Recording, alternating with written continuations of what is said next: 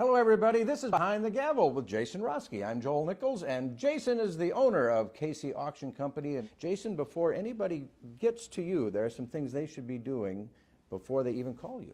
We kind of came up with a list of 6 things that most families should go through when they've inherited or they're trying to sell an estate or a collection on their own. Right. The first thing is to talk to your family. Make sure that you talk to your brothers and your sisters and your children to make sure that everybody understands that it's happening, that the situation has arisen. We've had way too many instances where 6 months later somebody calls us and says, "Did you sell John Doe's estate?" And we're like, "Yes." "Oh my gosh, I'm the 3rd cousin. I really wanted this."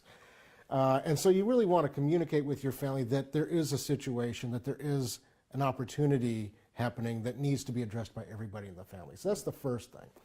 The second thing is you want to make sure that everybody in the family has gone through and really assessed what's there and decided what's important to keep and for what reasons. And there's a lot of things to keep, there's a lot of reasons to keep them, but we talk about keep things that are important historically for your family, keep things that mean something to you emotionally, you have an attachment to it from when you were a child, when you were growing up, or your grandchildren did. And then there are some things you just like, right? You know, you always like mom's painting on the wall, and so you just want it in your house to remember her. Just to keep things is probably the worst situation we ever come across. So we've got communication, very important, that families talk to families. And then number 2, make sure you know what you want to save, what you want to keep, and why it's important to you. That's 1 and 2. Where do we go from here? I think the third one is to talk to your CPA or attorney to make sure, depending upon the size of the estate, there can be tax implications. There can be all kinds of concerns in that realm that we're an auction company. We understand how to sell it. We understand how to evaluate it, to market it to the right people. But we certainly can't, counsel people on, if you sell $300,000 worth of artwork, what's your tax bill going to be? Right. That's not my job. And so we tell people to make sure that you talk to somebody who's versed in that, and it's worth a few $100s to have that consultation. So there's a couple of do nots in the list as well. One of them is do not throw anything away.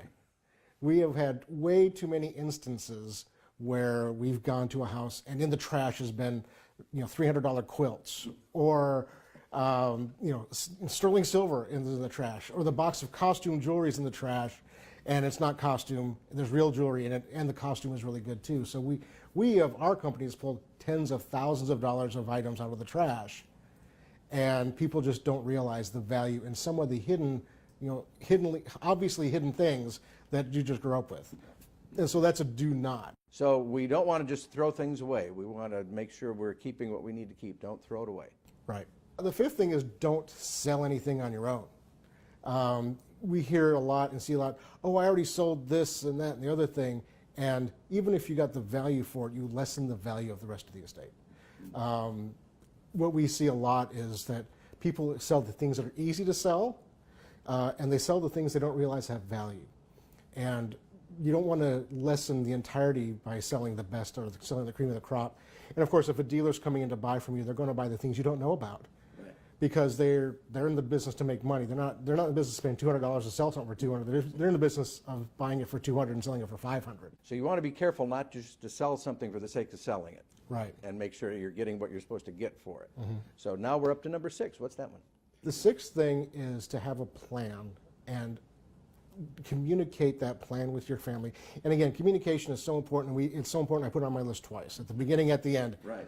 And make sure that you just have a plan that you all understand what's going to happen and why it's happening that way, and have conference calls with the auctioneer or the estate liquidation professional that you're using, so that everybody who is important to the conversation understands what's happening, and understand also, and this is so important, that these are just things.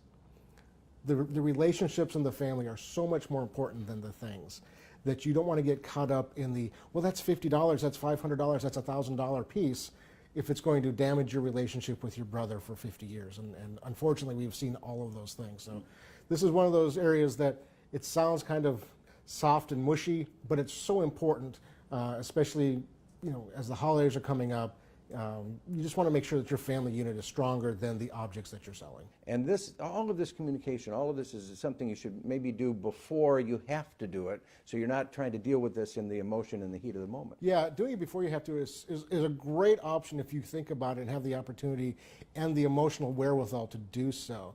Oftentimes when this is a have to situation, it's because mom and dad or grandma has passed away and the house is sold, and you have 30 days to make these lifelong decisions.